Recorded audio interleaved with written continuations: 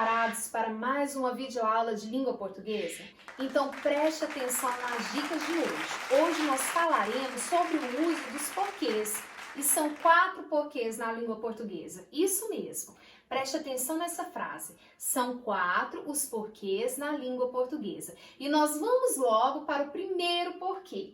E é o porquê separado e com acento. Preste bastante atenção. Porquê separado é um porquê de pergunta, de dúvida. E ele levará o acento circunflexo quando ele vier no final da minha frase, imediatamente antes do ponto de finalização. Pode ser uma pergunta direta ou uma pergunta indireta, como você vai ver a seguir. Olha só nos exemplos. Você não assistiu a aula hoje por quê? Uma pergunta direta, veja aqui a presença do ponto de interrogação. O porquê está junto ao ponto, ele precisa ser acentuado. Ele não veio, não sei por quê. Ponto final. Poderia ser reticências, ponto de exclamação. É uma pergunta indireta. Afinal de contas, não tem aqui o ponto de interrogação, mas permanece a dúvida. E ele está antes do ponto, ele precisa ser acentuado. Agora nós vamos ao segundo porquê. E é o porquê separado também, mas dessa vez sem acento. Vocês se lembram que nós falamos que o porquê separado é um porquê de pergunta? Pois bem, continua sendo. Mas agora ele não leva acento justamente porque ele mudou a posição na minha frase.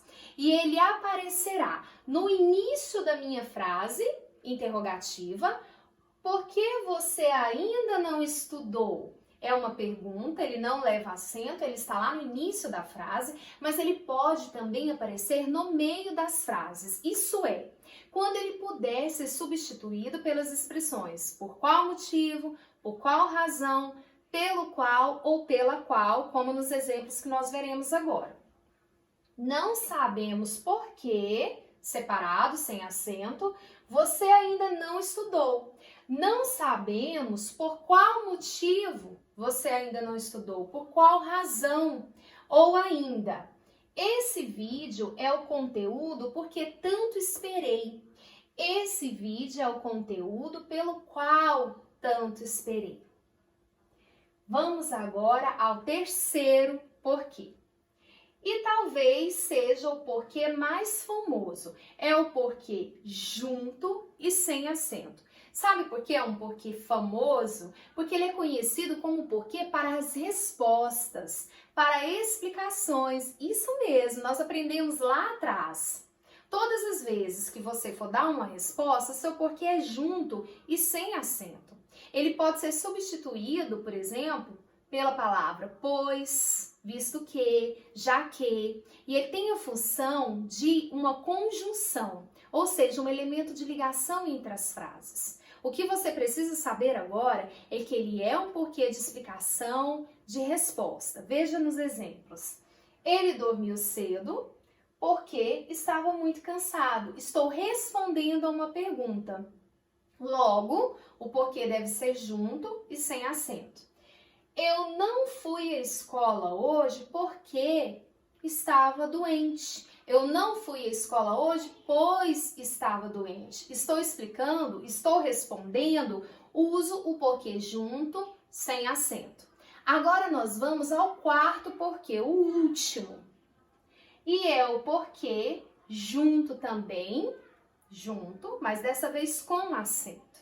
Esse porquê assume uma importante função de uma classe gramatical da língua portuguesa que você conhece muito bem, o substantivo.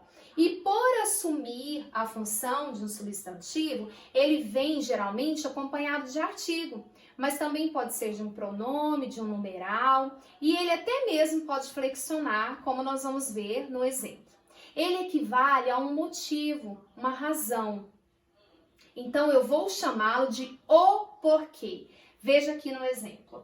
Não sabemos veja a presença do artigo, porquê de você não estudar.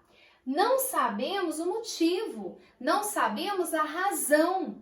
E ainda, lembra daquela frase lá no início do vídeo que eu pedi para que você guardasse? Olha só ela aqui. São 4 os veja aqui a presença do artigo. Porquês assumiu a função de um substantivo, então ele é junto com o acento, e eu posso até mesmo flexioná-lo no plural. São 4 os porquês na língua portuguesa. Pois bem, agora nós vamos para um resumo do que falamos até aqui. Preste bastante atenção. Primeiro porquê que nós vimos hoje. O porquê separado e com acento.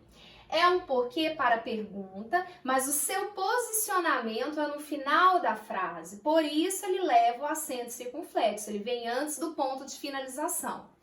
Porquê separado. Continua sendo um porquê de pergunta, de dúvida, mas agora ele não precisa do acento porque ele mudou a posição e veio para o início da minha frase. Mas ele pode também aparecer no meio da frase, se puder ser substituído pelas expressões por qual motivo, por qual razão ou pelo qual, pela qual. Agora, o terceiro porquê, aquele porquê famoso, porquê de resposta, junto, sem acento. Eu uso para responder, para dar explicações. E o último porquê é o porquê. Lembra lá da presença do artigo? Assume a função do substantivo na minha frase. Eu espero que você tenha gostado das dicas de hoje.